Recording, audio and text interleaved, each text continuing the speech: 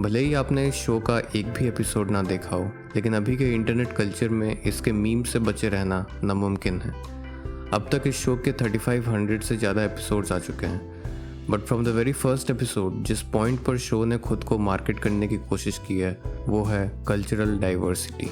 आपने कश्मीर से लेकर कन्याकुमारी तक पूरे भारत की सैर हमें कुछ क्षणों में करा दी। कहीं पंजाब, कहीं मद्रास, कहीं कश्मीर, तो कहीं राजस्थान है, लेकिन सब मिलके यही कहते हैं कि सबसे अच्छा हिंदुस्तान है। शो में शुरू से दिखाया गया है कि इसके कैरेक्टर्स इंडिया के अलग अलग रीजन्स और रिलीजन से बिलोंग करते हैं। कल्चरल डिफरेंसेस के बावजूद वो एक ही सोसाइटी में मिलजुल कर रहते हैं। सोशल इवेंट्स में अपनी भाषा के गानों पर अपने अपने रीजनल अटायर्स में कल्चरल डांस करते हैं। कई बार एक दूसरे के लैंग्वेज और ट्रेडिशनल ड्रेस को अडॉप्ट करके एक दूसरे के कल्चर के टुवर्ड्स रिस्पेक्ट भी दिखाते हैं। ये सब करके शो खुद को कल्चरली डाइवर्स दिखाने में एक हद तक सक्सेसफुल हो भी जाता है, लेकिन ये सब कुछ ऑन द सरफेस ही है। ध्यान से देखने पर आप पाएंगे कि शो मेकर्स उतनी ही डाइवर्सिटी दिखाते हैं जितना उनकी अपनी पॉलिटिक्स में फिट बैठता है। जो फिट नहीं बैठता उसे वो पूरी तरह इग्नोर करते हैं। हाँ? आपने मुझसे कुछ कहा? और इसका परफेक्ट एग्जाम्पल है शो में दिखाई गई डाइवर्सिटी ऑफ फूड।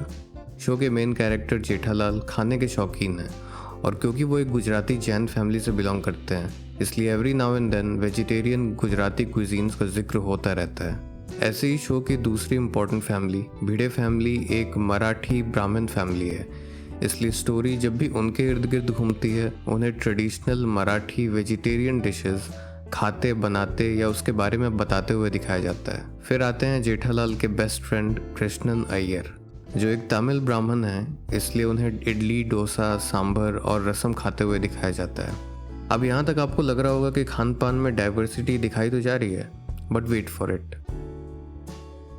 जब बात अय्यर की वाइफ बबीता की आती है, जो कि बंगाल से हैं, तो उन्हें बंगाली मिठाइयाँ जैसे कि संदेश, रसगुल्ला, मिष्टी दोई के अलावा और किसी चीज़ का जिक्र करते नहीं दिखाया जाता। जहाँ बाकी रीजनल क्विजीन्स के मेन कोर्स डिशेस का बार बार जिक्र होता है, बंगाली क्विजीन्स के नाम पर सिर्फ मिल्क बेस्ड स्वीट्स दिखाया जाता है। अब ऐसा तो नहीं होगा कि बंगाली खाने के नाम पर बबीता सिर्फ मिठाई ही खाती हूँ। सालों बाद रीसेंट एपिसोड्स में शो मेकर्स थोड़ा आगे बढ़ते भी हैं, तो बस आलू पोस्तो और लूची का ही जिक्र करते हैं। लुच्ची? लुच्ची नहीं, लूची। हम लोग में पूरी को लूची कहते हैं। अगर आप नॉन बंगाली हैं तो आप बंगालियों को आलू पोस्तो और लूची खाने के लिए तो नहीं जानते होंगे। जो भी बंगाल और बंगालियों के बारे में थोड़ा बहुत भी जानते हैं, उन्हें एक चीज़ तो बाय डिफ़ॉल्ट पता होती है कि बंगालीज रसगुल्ला और संदेश से भी पहले जिस चीज़ के दीवाने होते हैं वो है मछली। बंगाली मेन कोर्स मछली के बिना इनकम्प्लीट है। इनफैक्ट बंगाली वेडिंग्स और फेस्टिवल्स भी फ़िश के बिना इनकम्प्लीट माने जाते हैं। लेकिन फ़िश के अलावा बाकी नॉन वेजिटेरियन फूड आइटम्स भी, जैसे कि चिकन, मटन, काफ़ी डोमिनेंट है बंगाली कुजीन में।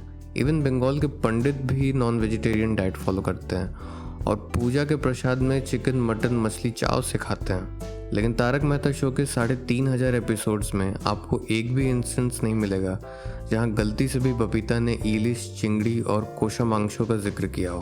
अब ऐसा नहीं है कि बंगाल में सभी नॉन वेजिटेरियन ही हैं, लेकिन जो नहीं खाते उनकी पॉपुलेशन ना के बराबर है। लेकिन फिर भी फॉर आर्ग्यूमेंट सेक अगर ये अज्यूम कर लें कि बबीता ना खाने वाली कैटेगरी से ही आती हैं, तो भी एक ऐसा शो जो स्टीरियोटाइप्स प्रमोट करने के लिए ही जाना जाता है, उसमें कभी भी बबीता के बंगाली होते हुए भी मछली ना खाने की बात का जिक्र सोसाइटी वाले कैसे नहीं करते। ऐसे ही शो के एक और कैरेक्टर रोशन सिंह सोडी हैं, जो पंजाबी सिख हैं।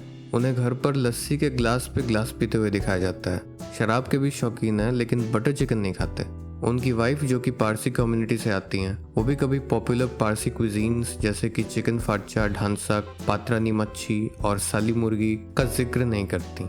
ऐसे ही शो के इकलौते मुस्लिम कैरेक्टर अब्दुल के लिए सोसाइटी में ईद तो सेलिब्रेट किया जाता है, लेकिन बिना कबाब, बिरयानी और निहारी के।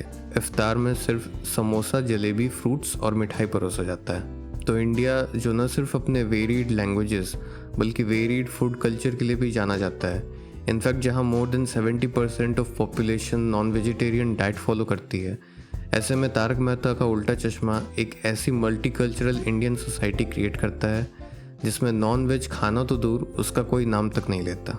शो मेकर्स चेरी पिक करके कल्चरल डाइवर्सिटी वाले एलिमेंट्स पकड़ते हैं और वो सारे पॉइंट्स जो उनके पॉलिटिक्स को सूट नहीं करते उन्हें वे कम्प्लीटली इग्नोर करते हैं। लेकिन फूड डाइवर्सिटी के अलावा रीजनल डाइवर्सिटी के मामले में भी शो ने कुछ खास नहीं किया है, क्योंकि यहाँ भी शो मेकर्स का विजन काफ़ी मायोपिक है।